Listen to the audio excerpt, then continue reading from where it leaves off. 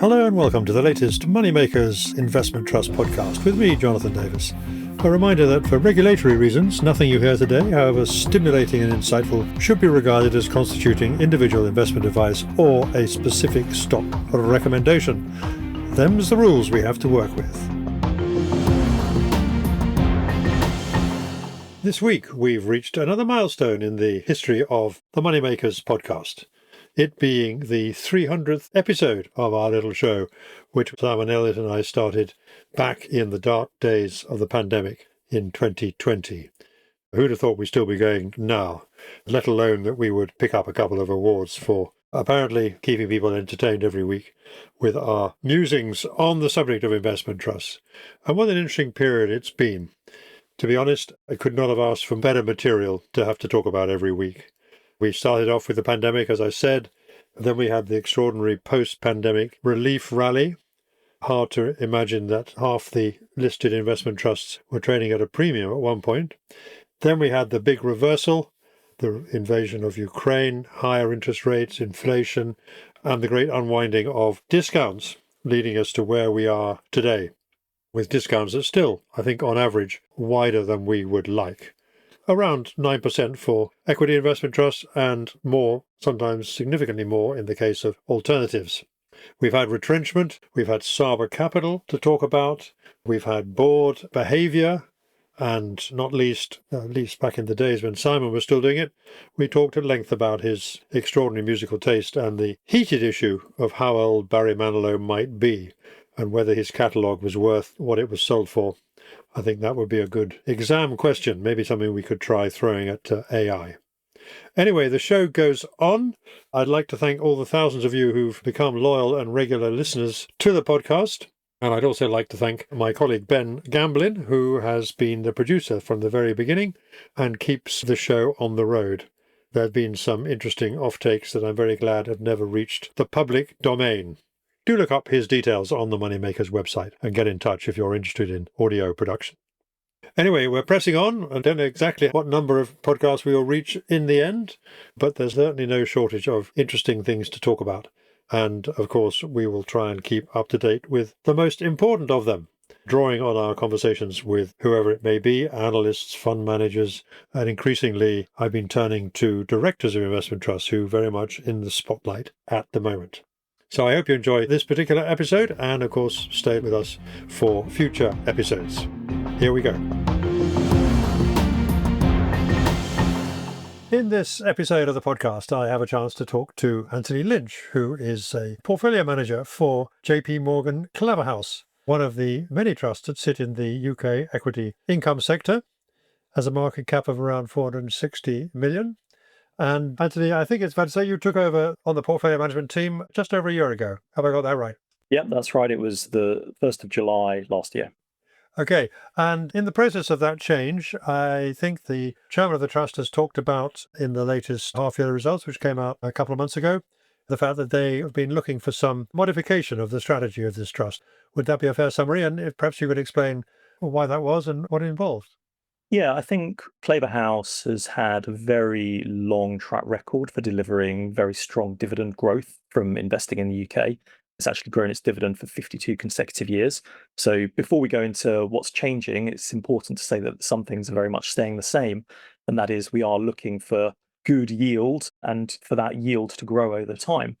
What has changed, though, is the way that we implement that approach. So what we've done is we have increased the portfolio management team from 2 portfolio managers up to 3. In terms of the people who have joined the team, myself and Katan, we both have very long track records in mid and small cap investing. And I think you'll find a lot of our competitors in that large income sector that you referred to have broadened out and gone international. What we're doing actually is doubling down on the UK, going deeper into the fundamentals in this market and finding some very good opportunities, not just for income today, but also dividend growth into the future by doing that. So what's actually changed? Well, it means we've been finding companies outside of some of the traditional areas of yield. Often people will invest, for example, in capital intensive areas like the telcos and the utilities.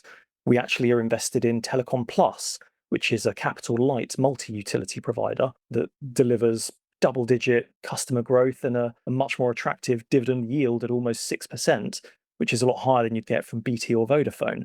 We've also been cognizant of the fact that Claverhouse, in order to deliver dividend growth, the underlying companies need to be growing their earnings as well. And so rather than just thinking about what's got a good yield today, we're thinking a lot more about the dividend growth prospects of the investments.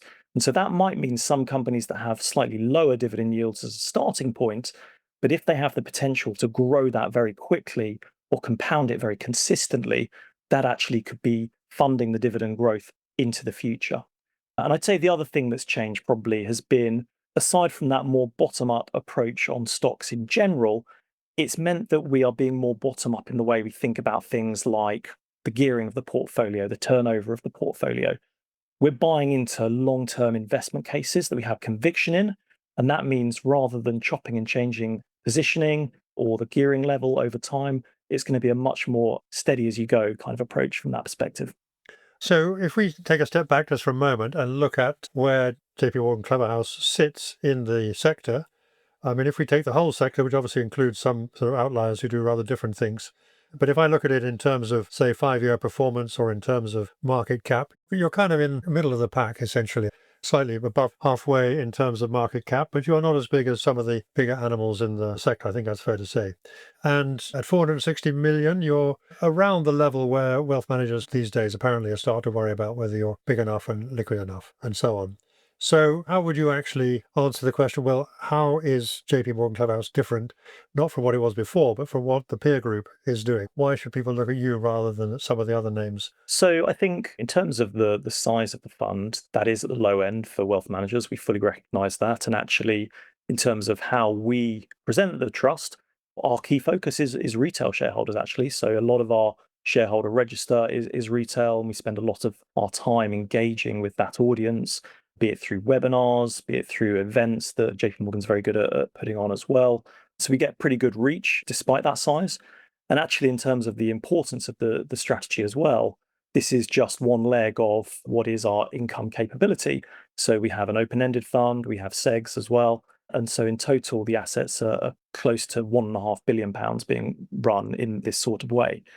I think if you were to look at us relative to the other peers in the investment trust sector, there are a few differences. So the first one, clearly, that we come back to is, in my opinion, if you want to grow your income by investing in the UK, then Claverhouse really should be your go-to. We have grown the dividend for 52 consecutive years, and we do that from a portfolio that only consists of UK equities. And if you look at pretty much any of the competitors that we go up against, almost all of them have now strayed into investing in foreign stocks. And while the majority of what they do is still the UK, actually, there are up to sort of 20% of the holdings, in some cases, even more, in European stocks, US stocks.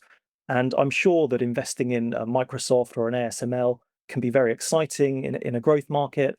But I think when a trade like that goes wrong and you have to answer to your shareholders as to what you were doing, I think it's much better to have been sticking to your knitting personally. So I think that's one of the big differences that we have. I think the second is then the depth and breadth of resource that we have on the team. So in a lot of cases, our competitors will run their funds with very much a lead portfolio manager. And that lead portfolio manager might well have a style bias. So, for example, they might be more quality driven, more value driven. And that means that their performance over time will be dictated a little bit by how genuinely engaged that manager is at any point in time, as well as how that style bias is performing. And clearly, if you're a value manager through the sort of post GFC, pre COVID period, it was a pretty tough time to be a value manager. If you're a quality manager post COVID up to now, that's been pretty difficult as well. What we bring is a team of 3 portfolio managers who are doing fundamental work across the market cap spectrum in the UK, and where our process takes the best from value, quality, and momentum. And so by blending those things together as our starting point for screening for stocks and then doing the detailed fundamental work ourselves, we offer a much, I would say, purer core exposure that we think can perform well across different environments. And that has been the experience. I know we've clearly only been managing Claverhouse as a team for just over a year, but it's run very similarly to the way we run our open-ended UK equity income fund. And that fund has performed very similarly in both the value and growth markets that we've seen over the last 10 years or so. So I'm interpreting that as saying you think you've got the flexibility to be more consistent in the way that you deliver the objectives of the trust. Yeah, I think that's a fair way of putting it. Okay, so that's not necessarily a very easy story to tell to a retail audience, but I can see that that's your proposition. Another thing that people say, of course, is that if you're going to be an investment trust, as opposed to in an open-ended fund or a passive vehicle, you've got to use the advantages of the investment trust structure. So what do you do? I mean, I think your gearing is between 5 and 20% is the range the board has sort of sanctioned. Have you been using that? Is that one of the differentiators? And if not, what is it that demonstrates that you're using the investment trust structure advantages? Yeah, so gearing is definitely one of the benefits of the investment trust and is one of the things that we do utilize. I'd say there are probably three main benefits that we're getting in Claverhouse from the investment trust structure. The first being that gearing, the second being our ability to smooth dividends over time, and the third being our ability to then handle less liquid investments because the investment trust structure clearly means that we're not subject to the daily flows that an open-ended fund would face. Now, in terms of gearing, today we're around 6% geared. We look at this quite formulaic. It's share price appreciation, total return that we're going to get from our portfolio of investments. How does that break down between things like the dividend yield, which we can have pretty high certainty over, the expected earnings growth, which is a little bit more difficult to, hit the nail on the head for because clearly macro things can happen. And then finally, the change in valuation, which I think is probably the most volatile component of that return. Today, you can cover the cost of gearing just from the dividend yield that you're expecting to get. You actually get positive carry on that.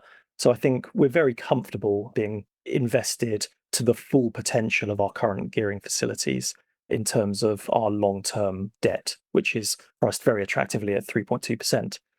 What I would then say is, in terms of our ability to smooth dividends over time, Claverhouse has grown its dividend for 52 consecutive years.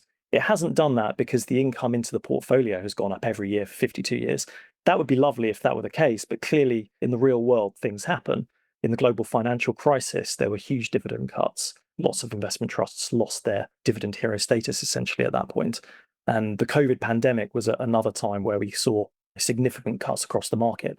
But actually, because of Claverhouse utilizing those revenue reserves over time, adding to the revenue reserves when things are good, and then using those to smooth the dividend growth when times are trickier, that's what's been able to deliver that consistent dividend growth. And it gives our end clients, the retail investors, pretty much certainty of where their income is going to be over sort of the next year, the coming years. And then finally, in terms of being able to invest in smaller companies, now, ultimately, I think it can be irresponsible for a very large open-ended fund to invest large positions in illiquid holdings. But one of the great things about Claverhouse is because we don't have those daily flows, the portfolio won't get out of shape because of inflows and outflows. And as a result, we can take a longer term view on the investments that we're buying. And I think that's really positive in terms of meaning you can make the right decisions at the right points in the cycle. Before we come and talk about what the trust has actually been doing, can we just talk a bit more about the dividend yield? So at the moment, the dividend yield that you're offering investors is around 4.5, which again is not the best in the sector. There's some higher, but it's by no means not the worst. But at least according to the ASC figures, your dividend has been growing faster than most over the last 5 years, according to those data anyway. But you have been covering it out of reserves in the last couple of years, I think, or last year and the first 2 quarters of this year, you've been covering it out of reserves. To what extent have you been covering that dividend out of reserves over that period? So the dividend is something like 85% covered at the moment. Now, that really was because we had the COVID pandemic, that was followed by the war in Ukraine and the sort of inflation spike that we saw after that. And the directors of Claverhouse were keen to meet the objective of continuing to grow the dividend, at least in line with inflation over a run of years. And that's an objective that they have fulfilled and have been able to fulfill because of the revenue reserves that had been built through better years. Now, looking forwards, we are expecting dividend growth from the market, and we're actually expecting higher levels of dividend growth from the portfolio. And so that gives us confidence in over a run of years, seeing how that dividend can continue to grow and become covered again as well. So I think it has been a positive thing, really utilizing the structure of the investment trust to deliver that. In terms of the level of yield of the portfolio and of the investment trust overall, 4.5% is a decent premium. It's a double-digit premium to what you would get from the FTSE All Share on a standalone basis. I think if you start trying to push that dividend yield harder, it forces you down a very narrow band of stocks where the possibility of a dividend cut is quite high. You'll need to concentrate the portfolio in some of those potentially ropier investments, becomes more of a risk. And it means you're leaving some of that growth on the table. What's quite nice about the level of dividend yield that we offer is we can deliver that with companies where we are confident in their ability to continue to pay that dividend and grow that dividend. But we can also, around the edges, have some much higher growth names that we think are going to deliver more substantial dividend growth into the future. So in terms of the yield that you're going to be delivering to the investors in that way, the chairman's talked about increasing the income into the portfolio, but that's presumably to increase the coverage rather than because you want to actually increase the yields beyond 4.5%. Have I got that right? Or are you thinking we could go up to 5% or something if we can generate enough to cover it? Well, hopefully the capital growth will mean that the share price goes up so much anyway that that dividend yield comes down over time. But the idea is that we want to both grow the dividend that Claverhouse offers to shareholders every single year. We've grown it for 52 consecutive years. There's no ambition for that to stop growing. And in the portfolio, we want to grow the dividend faster than the market, which means that we can close the coverage, but then continue to build coverage and grow further into the future. So then let's look at what you do. Obviously, one of the features of this trust is that you can invest right across the market spectrum. You can do large, small, medium, or whatever. And you said that another distinctive feature is that you are solely focused on the UK equity market. Of course, the UK equity market has not been a great place to be for quite a long time, at least until the last couple of years, where we have seen this resurgence, if you like, in the UK equity market's performance, notwithstanding a lot of gloomy headlines and a lot of outflows from open-ended funds. So where actually are you investing at the moment? Has the actual shape of the portfolio changed? You mentioned you made some changes. Has it been in the terms of the number of stocks or in the type of stocks that you're owning? And if so, what is the classification of the portfolio at the moment? Yeah, absolutely. And I will push back. I know you said that the UK has been better for the last couple of years. It's been pretty good. It's done about 50% over the last 3 years. So that's not a bad return by any stretch, I would say. In terms of the changes that we have made to the portfolio, though, to give you a flavour of some of the things that have changed year to date this year, one of the biggest increases has actually been in financial services, particularly the banks. So, a company like NatWest Group, which is the largest investment in the portfolio, that's a company where we have high conviction in their ability to continue growing net interest income very strongly. The banks really benefit from the interest rate environment that we're in, and that has continued to become actually even more favorable to them this year. And one of the benefits of UK banks relative to international banks is that they have something called a structural hedge. So essentially, rather than earning based on today's interest rates, they have a way of smoothing that out over a number of years, which means that the benefits of today's interest rates only really build to them over several years. And so we can see how their earnings and dividend should continue to grow quite strongly, actually, for a few more years to come. We've also been adding within the financials to Aviva. That is the insurance company. Our original investment thesis here was the simplification of the business, moving away from some of the more capital intensive towards the more capital light areas would be positive for shareholder returns. And that definitely has been the case so far. Actually, the next step in that journey has been the acquisition of Direct Line, which broadly doubles their market share in UK personal lines. And we think there has the potential to be significant cost and capital synergies from that, as well as in time potentially benefiting their position in the UK marketplace. I was joking just yesterday that we seem to be going into a world now where there are more price comparison websites than there are insurance companies.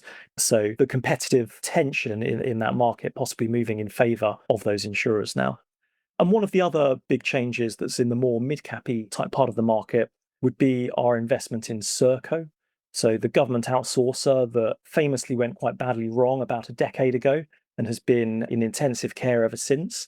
But actually, with the shares still 50% lower than they were back then, 4 CEOs later, we've actually got a company now that is delivering on its margin targets and interestingly has repositioned its business away from general government outsourcing and towards defense. And actually, about 80% of their order intake now comes from the defense market. So, this is a business that still trades on a 12 or 13 times price earnings ratio. That's about half the rating of pure play defense companies. And we think it's the kind of opportunity that the market is missing. So, what you might get from this is what have we done to change the portfolio? Well, we're looking for some of those high yielders like the banks and insurers, but we're focusing on the companies that we think can continue to grow their dividends over time. And then in the mid cap part of the market, small cap part of the market, we're finding some mispriced opportunities that I think just aren't covered by other income managers in the same way. Perhaps you just elaborate on that. Why aren't they covered in the same way? I think one of the problems that people face in the UK is that there just isn't that much coverage in the UK mid and small cap market anymore. If you think about the size of UK equity teams, they have generally been shrinking. If you think about the number of pure UK mid cap funds, small cap funds, I think there has been some consolidation in that part of the market. Things like MiFID have weighed on the sell side's ability and willingness to cover companies in this part of the market. And I think we stand at a bit of a competitive advantage here because we have a well-resourced UK team. We have specialists in mid and small cap investing. You might be familiar that while Claverhouse is our sort of FTSE all-share offering, we also have the Mercantile Investment Trust and J.P.Morgan UK Small Cap Growth and Income. Both myself and Catan are involved in the management of those two as well. And so we have a really holistic view of the UK market when we're looking for opportunities. And then finally, we have an investment process that covers every single stock in the UK market. And I think it's both having a quant sort of screening tool that gives us that visibility is very helpful, but then just the number of people we have in the UK being able to look at the stocks every day, cover every single piece of news flow that could possibly be relevant, means that we are on the front foot, I think, in finding these sorts of opportunities. I could turn that around, I suppose, and say, well, with all those resources and if active management is worth anything at all, you should be able to outperform the market. Is that what you're trying to do? We do know in the past a lot of equity funds and equity income funds have basically been kind of closet trackers, if I can put it that way. They've been pretty close to the benchmark in a lot of respects and just slightly deviating at the margin. What would you count as success in terms of your overall total return over your chosen time frame? Well, look, ultimately, the thing that gets us out of bed every morning is wanting to outperform the index. And so, what is success? Success is delivering very strong investment performance. I know that over time, the performance of Claverhouse has probably looked a little bit like you describe as almost a closet tracker. But I think since we've made these changes just over a year ago, the performance has been significantly stronger. And the year to date performance is definitely anything but tracker like.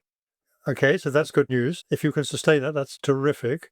And that, I think, will be a message that people might at least understand, I think, in terms of what you're offering versus passive alternatives. But you've still got to do it, of course.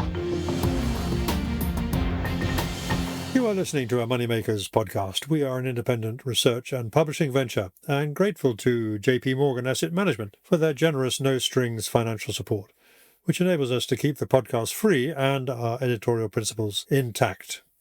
Each podcast episode goes live shortly after being recorded, with a weekly catch-up email notification every Saturday afternoon.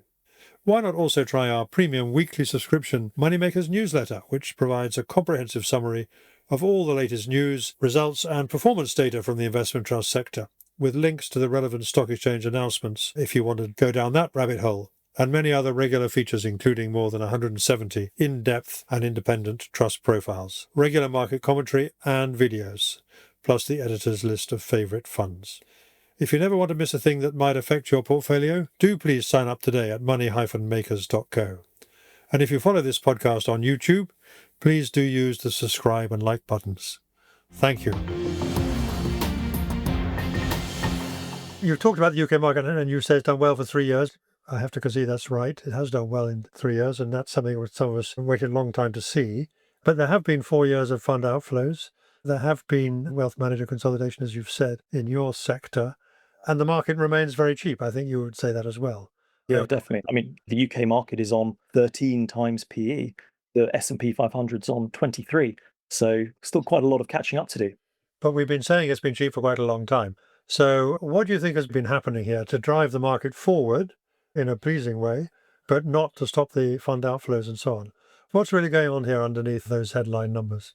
Yeah, so you touched on the outflow numbers. And the reality is, if you go back all the way to 2016, we've pretty much been in non-stop outflows. There's been the odd month here and there where UK equities have caught a bid, but it's been few and far between. And whether it's retail clients who have been selling, and I think the data points to about £1 billion per month of outflows, or whether it's the institutions that used to have quite significant holdings in UK equities and now have up to 3 or 4%, but basically aren't there anymore. I think those have been quite significant headwinds to the valuation. At what point does that turn? It's very difficult to call. Although I think the move from defined benefit schemes, which essentially want to own gilts, towards defined contribution, where people are investing a little bit more under their own steam for the long term, that is going to be more favorable to equities. And in time, we might see that leading to more structural buying of equities from that sort of client. But in terms of UK overall, I think that people have woken up, particularly this year, particularly around the time of the implementation or the announcements around tariffs, and have realized that actually the UK's got quite a lot going for it. So the starting valuation was a pretty attractive starting point. Every client meeting we seemed to do over the last couple of years was, yes, I get it's cheap, but what's the catalyst? Well, maybe the catalyst is the fact that the UK is increasingly being able to be positioned as the bridge between the USA and Europe. The UK is a largely services economy, and services are not really in scope for tariffs. Actually, the fact that we have a broadly neutral trade position with the US meant that we were right at the front of the queue for doing trade deals. And I think as a result, people have realized the UK is a bit of a port in the storm in that sense. Clearly, we have domestic growth challenges, but as a reminder, the UK domestic economy only accounts for about a quarter of the revenue that is generated by companies listed in the UK. It is a very international market. And so I think the ability to get exposure to international growth from a market that probably is less exposed to some of the sectors that are impacted by tariffs and on a low starting valuation is a pretty good place to be. So, how then would you interpret the impact that the new government has had? Obviously, there was a lot of negative criticism around the budget last year. It obviously did put extra taxes on a lot of businesses. And if you look at business surveys, they're still fairly cautious, shall we say. I don't think they're bursting with optimism, at least not as I read them. And we've got another budget coming up where we know there are going to be tax rises of some kind, but not which. So are you saying that the market actually could have done better if it hadn't been for those factors? Or are you saying that we can almost disregard those and the market is going to take care of itself, if you like, on the back of those strengths that you've just described? I think you need to cut between the hard data and the soft data. If you ask people how they feel, they normally say they're worried about things. But if you look at what they're doing, that can sometimes paint a slightly different picture. I think something that's quite interesting is in the decade between the global financial crisis and the COVID pandemic, the UK economy grew GDP at about 1.8% a year. Then COVID happened, it collapsed, it bounced, and it flatlined a bit. But actually, over the last 2 years, the GDP growth rate has been about 1.6% annualized. So, not as good as it was pre pandemic, but not that bad either. Clearly, the budget was, I would describe it as quite a blunt tool last year. So, having essentially ruled out some of the major tax changes that would normally have happened, be it income tax, VAT, etc., the government found themselves having to squeeze some smaller taxes very hard. And the problem with squeezing something small very hard is you're quite likely to make something break when you do that. And clearly, what we've seen in terms of the national insurance contributions in particular, but then combined with the fact that national living wage has been growing at close to a double-digit percentage rate over the last few years as well, the amount of cost pressure that was put on businesses that are large employers was really quite significant. So, a couple of snippets. Dunelm, homewares retailer, they've seen their labor costs increase by about 35% over the last couple of years. Tesco's, the retailer, they have had £1.3 billion of cost put on in the last 3 years through national insurance contributions and paying their store staff more. And that was close to half their cost base. So we've been in an environment where companies have been working really hard at generating efficiencies, which I'm afraid is not good for adding employment. And they've been having to push through price increases to try and offset some of this hit, which they just simply couldn't absorb organically themselves. Now, what happens next is a bit of a question mark, but I think we are probably more likely to see some of the taxation changes go maybe broader again. And I think that would not be brilliant for the pounds in the pocket the day after, but would probably be the right thing to do for the economy in terms of not making things break. But look, we have to wait and see what actually comes out of the budget. We try not to run big macro risks within the portfolio. So we won't take a big bet on the UK economy versus international economy, etc. We don't think that's where our skill set is. What we try and do is find the companies that we think will outperform other companies within those similar themes. And so within the retail space, companies like Dunelm and Tesco's, they have delivered very consistent market share gains. Those are the sorts of companies we want to invest in, where it doesn't matter as much whether GDP growth is 1.6% or 1.8%. The fact is the majority of their growth is going to come from taking share off somebody else. Right, which they've had to do, obviously, because they've just been hit over the head with a hammer, so to speak. Exactly. So what other things can you say about the portfolio at the moment? You mentioned services. Do you have a bias towards service companies? And what proportion of companies, let's say, are in the smaller company classification, the ones where you say you've got added expertise now? And how does that Yes. compare to where you might have been in the past? So if you think about the index composition, around 15% of the index would be medium and smaller sized companies. We've moved that to about 25% of the portfolio. It's actually a little bit more than that. So we're more than 10% overweight mid and small caps.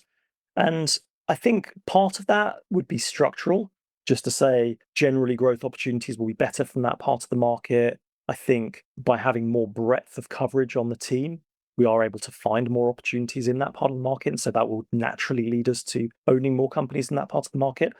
But there's also a cyclical element to it as well. And it's slightly shocking. I think most clients are surprised when I say it.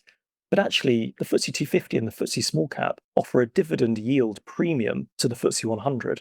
So, on average, a middle small cap company offers you about 16% more dividend than an equivalent FTSE 100 company.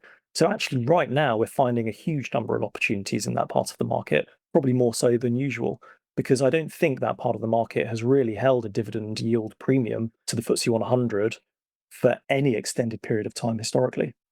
I think that's right. I was actually talking to another manager in your sector who thought it was about 30 years. Yeah.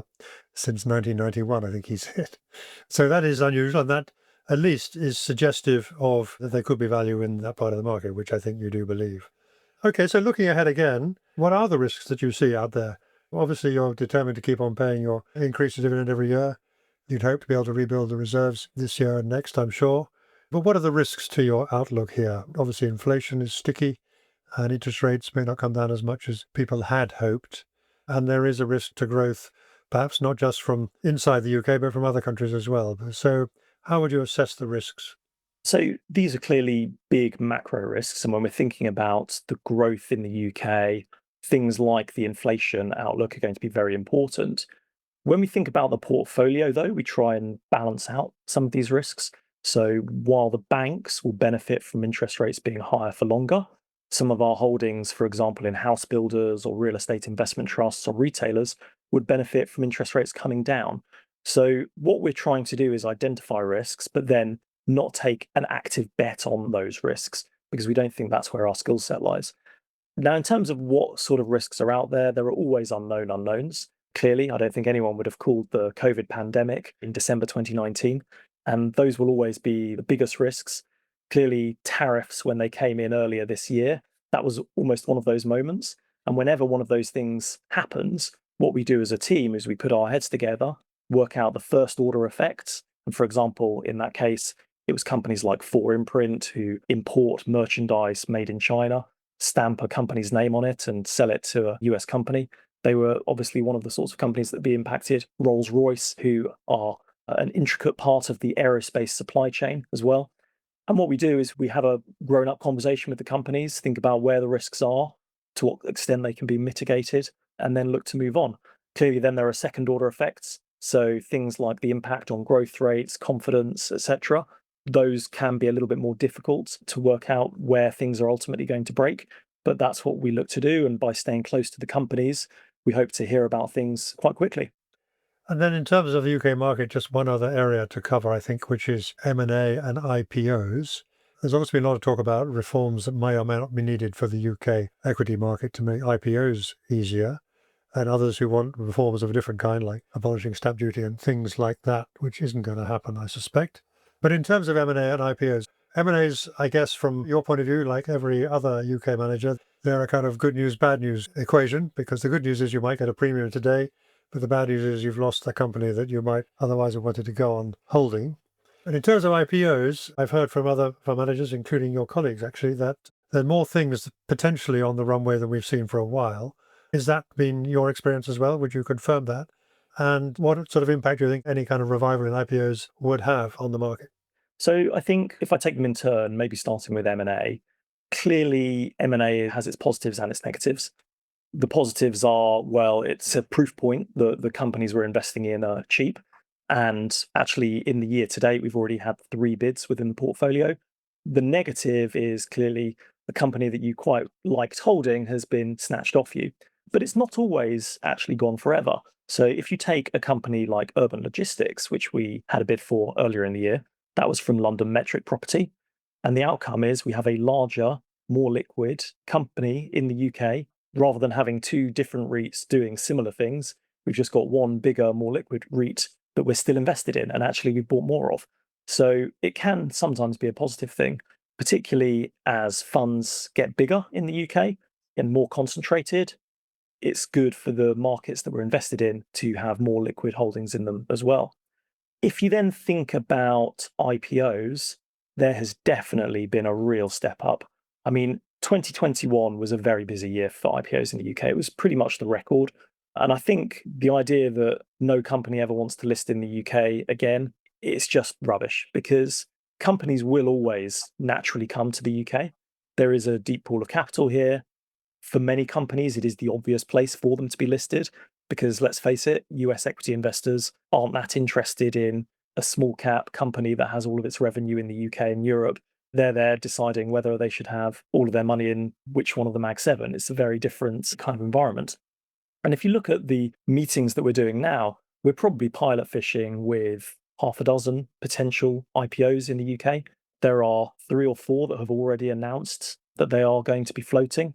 The beauty tech has listed very recently as well, has gone up. So I think definitely signs of life in that IPO market. And then in terms of what that means for us, well, it's just broadening our opportunity set again. So that's got to be a positive thing. We like to catch companies early in their life cycles when they are able to deliver supernormal levels of growth. And IPOs, particularly founder-led businesses, are exactly the sort of thing that we'd be looking to invest in.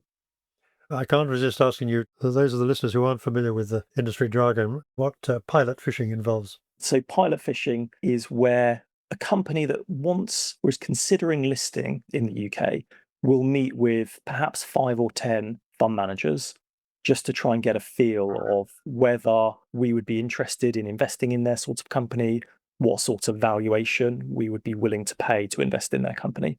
And so it's a process that we go through at quite an early stage, often 6 to 12 months before the IPO actually comes to market, building a bit of a relationship with the management team and meaning that we can start monitoring how the business is performing, whether they genuinely meet the promises that they make over that time period. And it gives the company the confidence to say, yes, we're going to list in the UK because we know we've got the interest. And it gives the fund managers the confidence to say, yes, I'm willing to invest in this company because I didn't just hear about them 2 weeks ago and have to suddenly do a deep dive. I'm actually genuinely on top of what's going on here. So I think a very helpful process for making sure these IPOs actually get off the ground. And activity there, as you say, is increasing, which suggests a sort of stronger underlying tone to where the market is. Final question then. You've talked about you have a significant retail following and your equity income trust that has a long record of increasing the dividend. So that's normally considered to be of appeal to private investors. But the name of this trust is J.P.Morgan Claverhouse Investment Trust. Now, I couldn't tell you why it's called Claverhouse, and I've been following this sector for years, and it certainly isn't the kind of brand name that I would respond to. J.P. Morgan, yes, that's something else, but Claverhouse, yes. And basically, you are the J.P.Morgan UK Equity Income Trust. If you were starting it today, that might be what you would call it, right? Is it a problem having an obscure name that goes back many, many years? It's fair, you probably wouldn't come up with a random name if you were launching today.